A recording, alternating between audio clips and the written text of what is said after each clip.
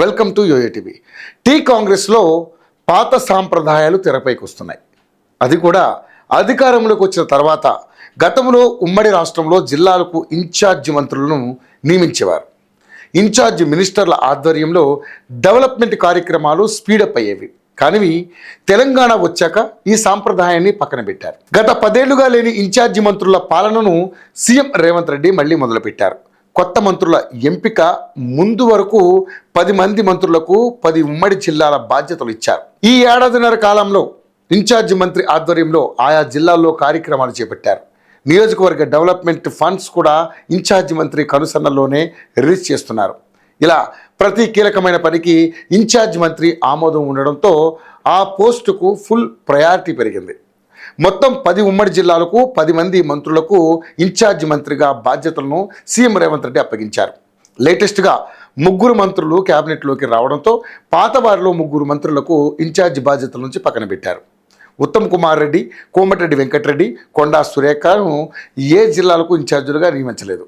అలాగే మరో 3 మంత్రులకు ఇన్ఛార్జి బాధ్యతలను మార్చారు. సీతక్క, తుమ్మల నాగేశ్వరరావు, జూపల్లి కృష్ణారావుకు వేరే జిల్లాల బాధ్యతలు అప్పగించారు. అయితే 3 మంత్రులకు ఏ జిల్లా బాధ్యతలు ఇవ్వకుండా ఎందుకు పక్కన పెట్టారనేది పొలిటికల్ సర్కిల్స్లో చర్చనీయాంశంగా మారింది. మంత్రుల బాధ్యతలను మార్చడానికి కారణం లేకపోలేదనే టాక్ వినిపిస్తుంది. మంత్రి ఉత్తమ్ కుమార్ రెడ్డి ఇరిగేషన్ శాఖ మంత్రిగా ఫుల్ బిజీగా మారారట.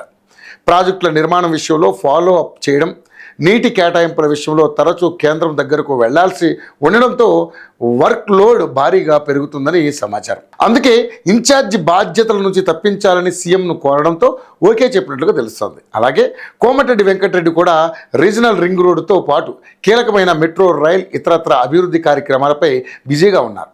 ఈ నేపథ్యంలో కోమటిరెడ్డి తనను ఇన్ఛార్జి బాధ్యతల నుంచి తప్పించాలని కోరారట. ఇక మరో మంత్రి కొండా సురేఖను బాధ్యతల నుంచి తప్పించడానికి వేరే కారణం ఉందట. ఈ మధ్యకాలంలో మంత్రి కొండా సురేఖకు ఆరోగ్యం సరిగ్గా ఉండటం లేదంటున్నారు. ఇన్ఛార్జి మంత్రిగా ఫుల్ టైం ఇవ్వలేకపోతున్నట్లుగా సీఎంకు చెప్పారని సమాచారం.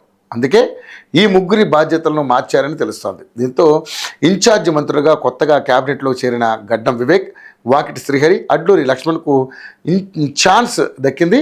మొత్తం మీద సీనియర్ మంత్రులు పక్కకు తప్పుకున్న నేపథ్యంలో కొత్త మంత్రులకు ఛాన్స్ దక్కింది. కొత్త మంత్రులు ఇన్ఛార్జ్ జిల్లాల బాధ్యతలను ఏ విధంగా నిర్వహిస్తారనేది మునుముందు వేచి చూడాల్సిందే.